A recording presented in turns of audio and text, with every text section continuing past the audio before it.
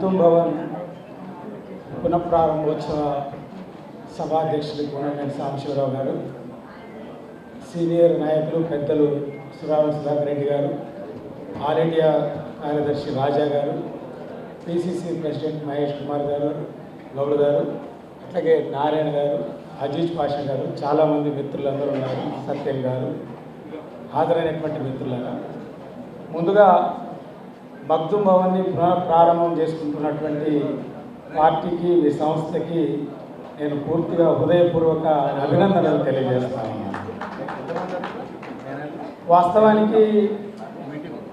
ఈరోజు ఉండేటటువంటి పరిస్థితుల్లో అంటే కమ్యూనిస్టు వాసననే ఉండకూడదు అనేటటువంటి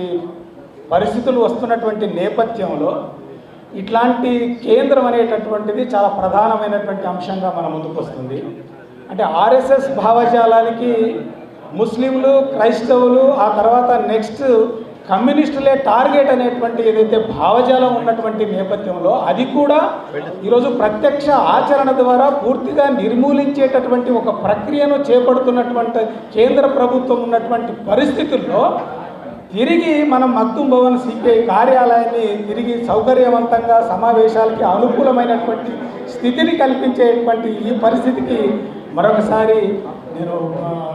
ఈ నిర్వాహకులకి, పార్టీకి ధన్యవాదాలు తెలియజేస్తా ఉన్నాను. వాస్తవానికి గతం నుంచి కూడా ఈ సెక్యులర్ అనేటటువంటి అంటే లౌకిక వాదం అనేటటువంటి దాని మీద గతం నుంచి పోరాటం అనేటువంటిది కొనసాగుతున్నది. ఈ సెక్యులర్ భావజాలం అనేటటువంటిది అన్ని లెఫ్ట్ పార్టీస్, రాజగారు చాలా బాగా చెప్పారు. అంటే ఆఫీసులు లేదా ఇట్లాంటివి ప్రారంభం చేసుకోవడం, చేశామా లేదా అని అనుకోవడం కాదు, ఇవి ఒక విప్లవ కేంద్రాలుగా మారడానికి, అది కూడా లౌకిక ప్రజాస్వామిక శక్తుల యొక్క కలయికకు, కేంద్రీకరణకు మరింత ఐక్యతను తీసుకొచ్చే వైపుగా మన కేంద్ర కార్యాలయం ఉండాలనేటువంటి ఏదైతే ఆయన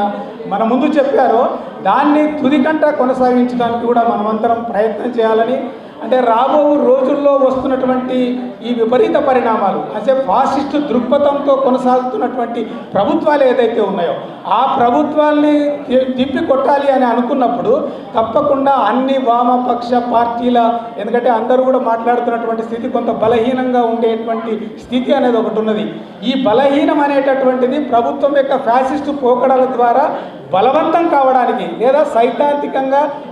అంటే చర్చల ద్వారా, కనీసమైనటువంటి ప్రోగ్రాం ద్వారా, కనీస కార్యాచరణ ద్వారా కూడా ఒక్కటి కావడానికి ఉండేటటువంటి అవకాశాలు మిన్నుగా ఉండే నేపథ్యంలో ఈ కేంద్రం కూడా నిజంగా మరింత ముందుకు వెళ్ళాలని, మరింత ఫలవంతంగా ఈ కార్యాలయం కొనసాగాలని చెప్పి తెలియజేస్తూ మరోసారి అభినందనలు తెలియజేస్తూ నేను సెలవు తీసుకుంటాను.